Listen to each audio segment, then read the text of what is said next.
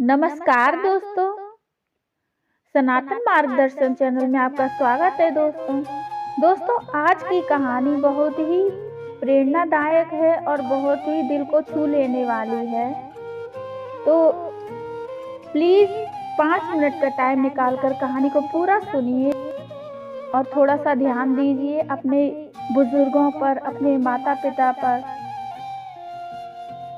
तो कहानी को हम शुरू करते हैं। एक बच्चे को आम का पेड़ बहुत पसंद था। जब भी फुर्सत मिलती, वो आम के पेड़ के पास जाकर बैठ जाता, उसके ऊपर चढ़ता, उसकी डालियां हिलाता, उसके नीचे छांव में सो जाता, खेलता। उसको आम के पेड़ से बहुत ही लगाव था।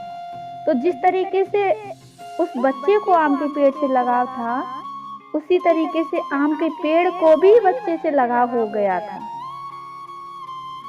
जैसे बच्चा आम के पेड़ के साथ खेलता था और डालियां हिलाता था, उसकी छांव के नीचे सोता था, उस तरीके से आम के पेड़ को भी उस बच्चे की एक आदत सी पड़ गई थी। उस पेड़ को भी अच्छा लगता था कि कोई बच्चा है जो उसे बहुत ही चाहता है, बहुत प्यार करता है।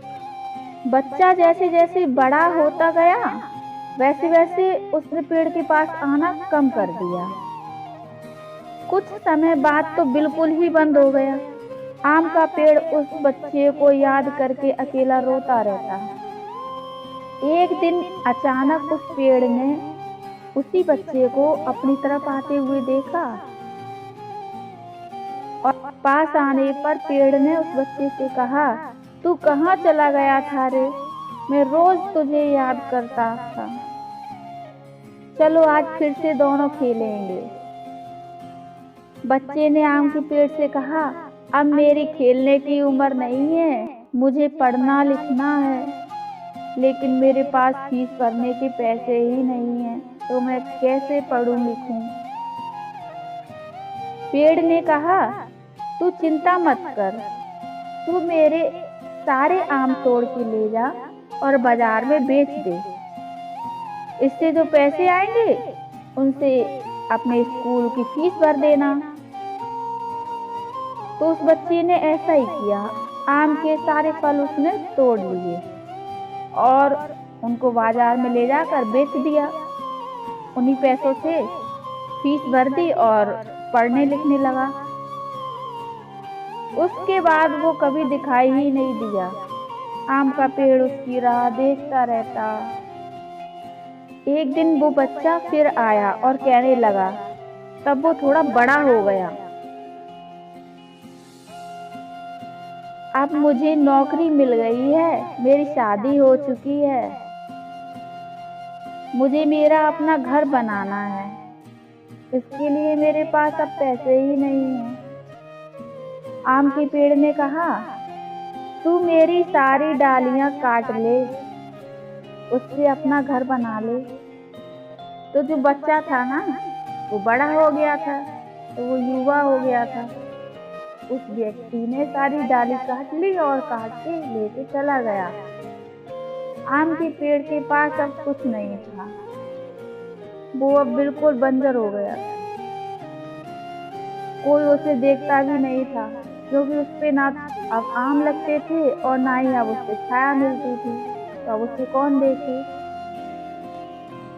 पेड़ ने भी ये उम्मीद ही छोड़ दी थी कि वो बालक फिर से आएगा, वो व्यक्ति फिर से आएगा उसके पास।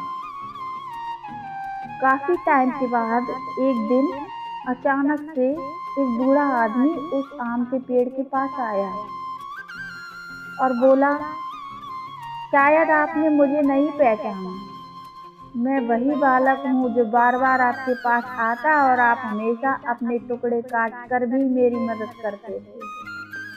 आम के पेड़ ने बड़े दुखी होकर कहा, "पर बेटा, मेरे पास अब ऐसा कुछ भी नहीं है जो मैं तुम्हें दे सकूं।"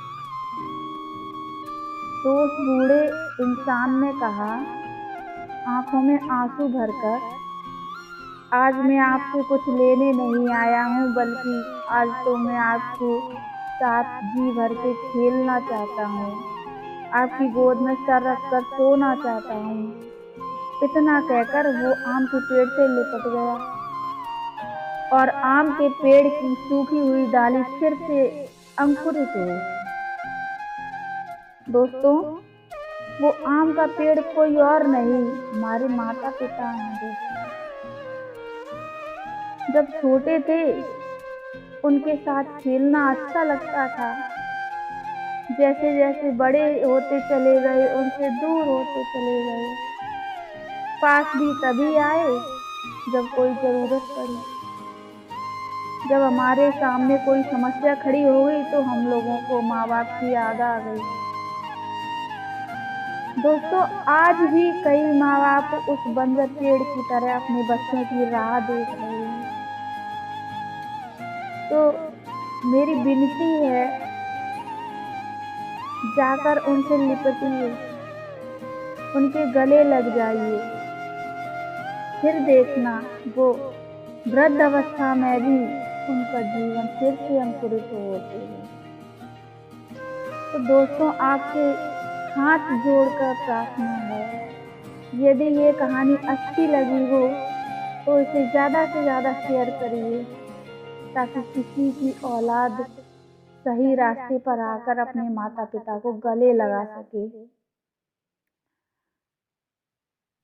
दोस्तों, इस कहानी के बारे में आपके मन में कैसे कैसे विचार आ रहे हैं, प्लीज़ मुझे कमेंट में ज़रूर बताइए, क्योंकि ये कहानी मेरे दिल को छू गई है और मुझे लगता है आपने भी इस कहानी को जब सुना होगा तो आपके भी दिल को छू गई होगी।